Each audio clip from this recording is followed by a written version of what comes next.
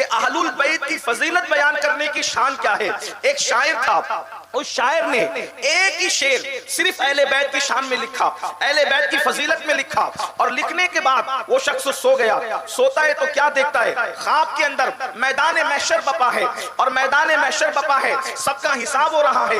ان جناب شاعر صاحب کا بھی حساب ہوا. اللہ کی طرف سے جو ہے وہ جب حساب ہوتا ہے تو پھر خدا کا منادی اعلان کرتا ہے اس شاعر کے اعمال اچھے نہیں ہیں, اس لیے اس کو جہنم میں منہ کے بل گھسیٹتے لے جاؤ. جیسے ہی عذاب کے فرشتوں نے اس کو جہنم کی طرف لے جانا چاہا تو اللہ رب العزت کی نگاہ کرم اس کی طرف متوجہ ہوئی, اور اللہ پاک نے ارشاد فرمایا اسے منہ کے بل گھسیٹتے ہوئے جہنم میں لے جاتے ہو, جبکہ اس نے ایک شعر میرے محبوب کی اہل بیت کی شان میں لکھا ہے. جس نے دو مصرے محبوب کی شان میں لکھا, محبوب کی اہل بیت کی شان میں لکھا, وہ جہنم میں کیسے جا سکتا ہے؟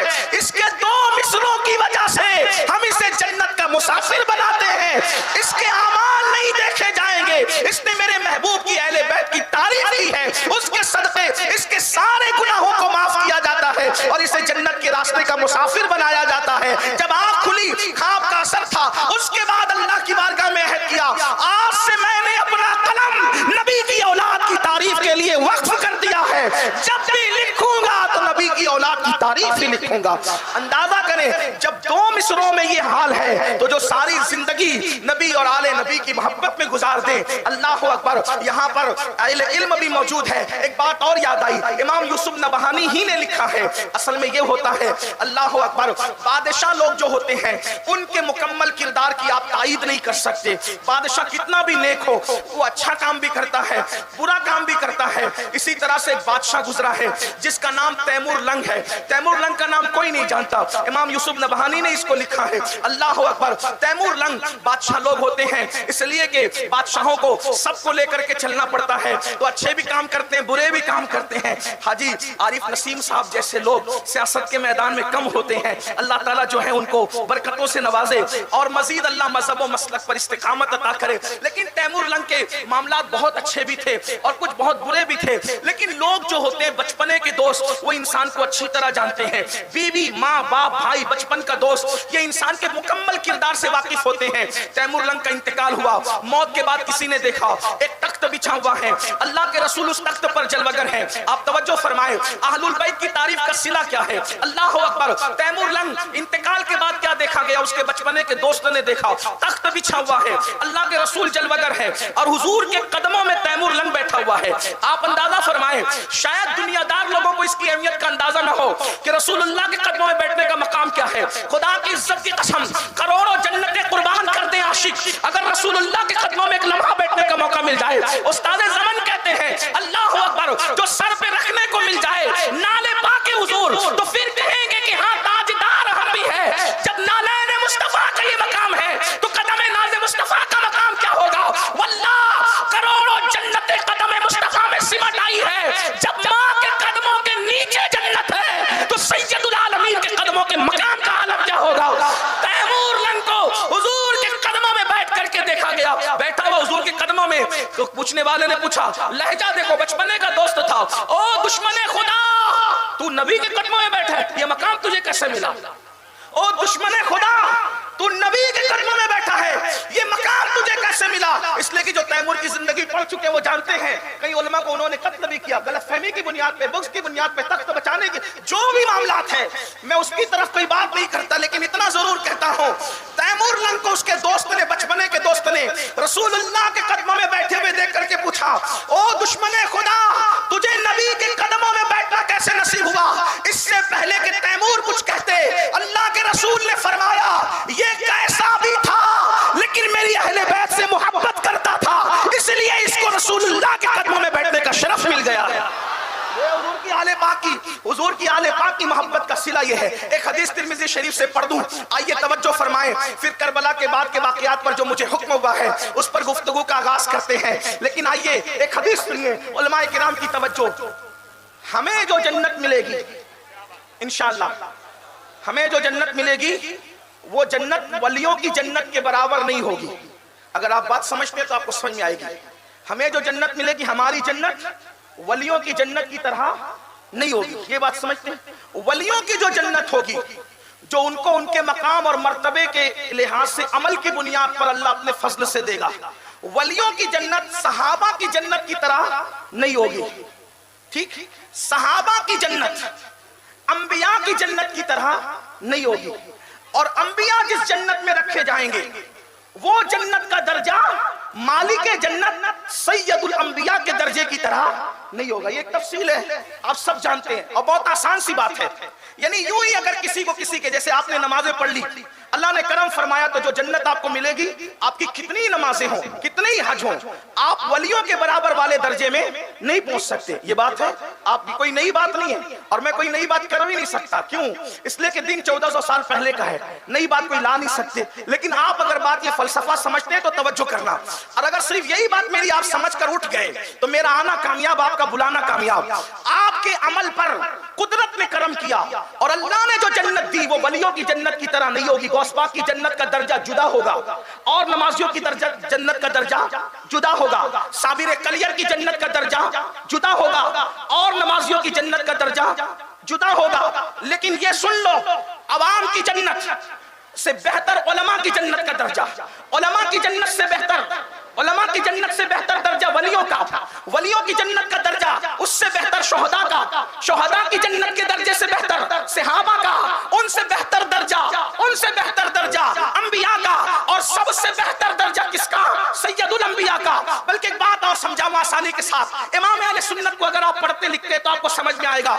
ये जो सबकी जन्नतें हैं, जो मेरी आपकी उलमा की, शोहदा की, वलियों की, ये जो सबकी जन्नतें हैं, बल्कि सहाबा को भी ले ले, उन सबकी जो जन्नतें वो क्या है? तो इमाम अहले सुन्नत उस जन्नत का जिक्र करते कहते हैं वो खुल्द जिसमें उतरेगी अबरार की बारात, वो खुल्द जिसमें उतरेगी अबरार की बारात, अबरार कहते हैं नेक लोगों को, वो खुल्द, खुल्द कहते हैं जन्नत को, वो खुल्द जिसमें उतरेगी अबरार की बारात, वो खुल्द जिसमें उतरेगी अबरार की बारात, अदना निछावर, आला नहीं, अदना निछावर, अदना निछावर उस मेरे दूल्हा के सर की है।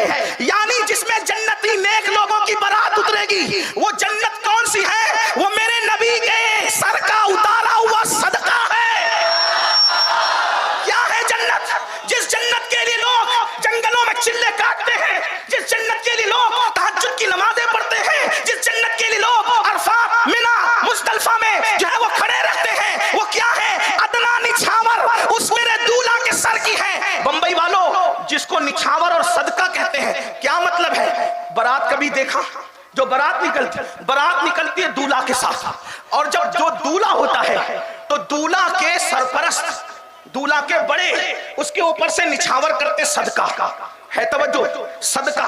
तो सदके का उसूल ये है, सदके का उसूल कि जिस पे से उतारा जाता है उसको नहीं दिया जाता है ना। सदके का उसूल यही है। बल्कि किसी कल्लाश गरीब मुफलिस पर से भी सदका उतारा जाए तो उसको नहीं दिया जाएगा। क्यों? इसलिए कि गैरत इश्क के खिलाफ है। जिसका सदका उसी को देना गैरत इश्क के खिलाफ है। तो ये जो सबकी जन्नत है, ये किसका सदका है? अदना निछावर उस मेरे दूल्हा के सर की है। यानी ये सब जन्नतें जो है मेरे नबी के सर का उतारा है। तो जिसका उतारा होता है उसको नहीं दिया जाता। तो मानना पड़ेगा जब ये जन्नतें नबी का सदका है तो ये सदका नबी को नहीं दिया जाएगा। नबी की जो जन्नत होगी ये इस जन्नत के अलावा होगी। नबी की जो जन्नत होगी ये उस जन्नत के अलावा होगी। अब उस जन्नत में न हाजी जा सकेगा, न नमाजी जा सकेगा, न शहीद जा सकेगा, न मुजाहिद जा सकेगा।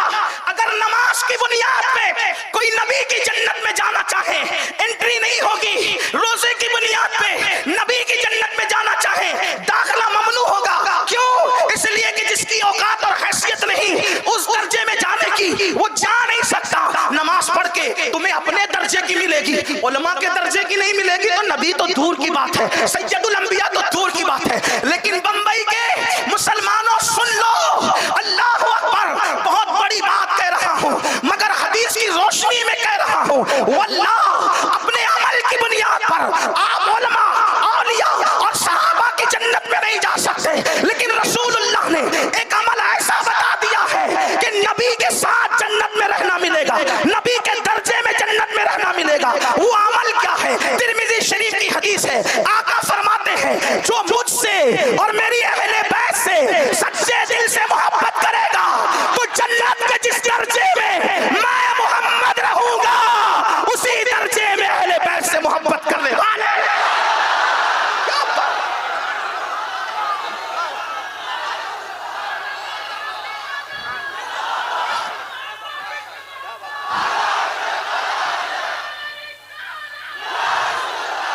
आइए दूसरी हदीस सुने। एक मर्तबा अल्लाह के रसूल अलैहिस्सलाम सैयदा फातिमा ज़हरा के हुजरे में तशरीफ लाए। मौलाए कायनात सो रहे थे। आका ने फरमाया फातिमा तुम और मैं यानी मोहम्मदुर रसूलुल्लाह, हुजूर के बोलने का अंदाज देखें। फातिमा तुम और मैं यानी मोहम्मद रसूलुल्लाह, हसन और हुसैन और ये जो बंदा सो रहा है यानी अली, हम 5 तन यानी पंजतन जन्नत में एक साथ रहेंगे, एक कुब्बे के नीचे एक साथ रहेंगे। कुर्बान जाएं रसूलुल्लाह का साथ 5 लोग 4 लोग औरों के पंजतन। सैयदा करीम बाप की करीम शहजादी को मानने वाले याद आ गए। अस्की बाबा हम तो एक साथ रहेंगे लेकिन हमसे मोहब्बत करने वाले कहाँ रहेंगे? आका ने फरमाया बेटी जहां हम रहेंगे मोहब्बत करने वाले बनी। इससे पता चला कि ये अहलुल बैत की मोहब्बत कोई छोटी मोटी चीज नहीं है।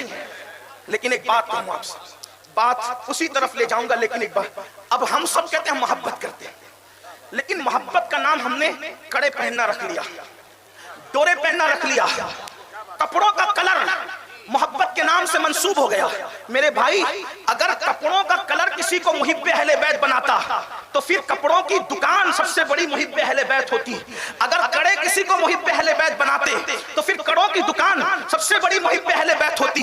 कड़े, डोरे, कपड़े या फिर कोई मखसूस रस्में। और अगर हमारे बुजुर्ग लोग बुरा ना माने तो ये भी कह दूं, चंद दरम शरबत भी किसी को मुकम्मल मुहिब्बे अहले बैत नहीं बना सकते। चंद खिचड़े की देगे भी किसी को मुहिब्बे अहले बैत नहीं बना। ये निशानी है, इसका इनकार नहीं।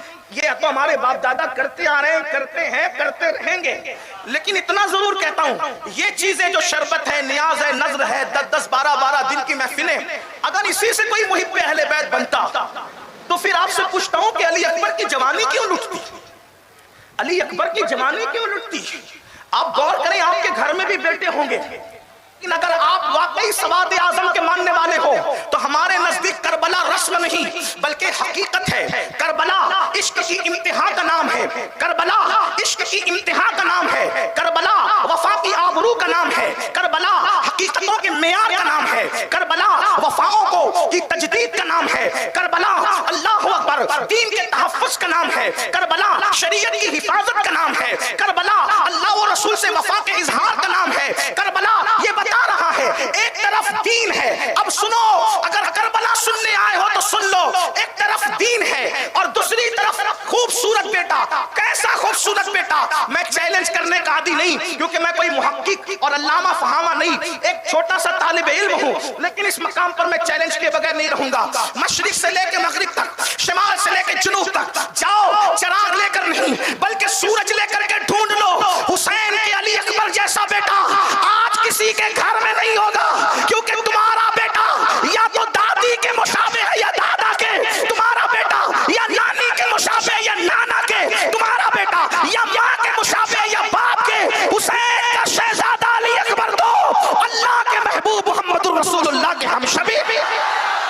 ऐसा खूबसूरत बेटा एक तरफ, अल्लाह का दीन एक तरफ। करबला क्या है? ऐसा खूबसूरत हम शबीए पैगंबर, हम शबीए रसूल, तस्वीर मुस्तफा, तनवीर मुर्तजा।